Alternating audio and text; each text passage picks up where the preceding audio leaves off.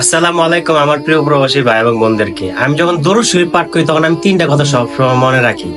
যখন আমি দরুদ শরীফ পাঠ করি তখন আমার নামটা আমার রাসূলের কাছে পৌঁছায় দেয় যে এমক উম্মত আপনার জন্য দরুদ শরীফ পাঠ করতেছে। দ্বিতীয়ত, আমি যখন দরুদ শরীফ পাঠ করি তখন আমার আল্লাহ পাক, স্বয়ং আমার আল্লাহ আমাকে 10 বার সালাম পাঠায়। আর প্রত্যেক দিন যদি এই এই দরুদ শরীফের আমলটা করতে পারেন, যত সমস্যা আছে সমাধানের দায়িত্ব নিজে আল্লাহ পাক নিজে নিয়ে নেয়। স্বয়ং আল্লাহ পাক নিয়ে নেয় ভাই। আপনি যে না বলা কষ্টগুলো আছে না, সেটার দায়িত্ব আল্লাহ পাক নিয়ে নেয়।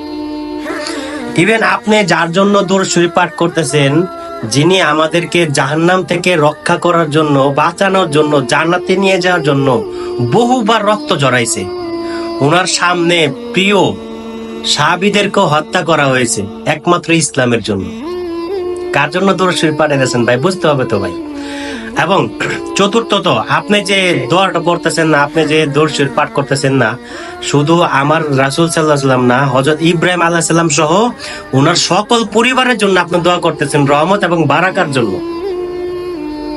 আপনি যে রহমত আর বারাকার জন্য যার জন্য দোয়া করতেছেন, ফেরেশতারা আপনার জন্য আগে দোয়া করেছে। এটা অনেক উপকারী একটা ভিডিও ভাই, সকলের কাছে ডুয়েট করে জানা দেয় ইনশাআল্লাহ।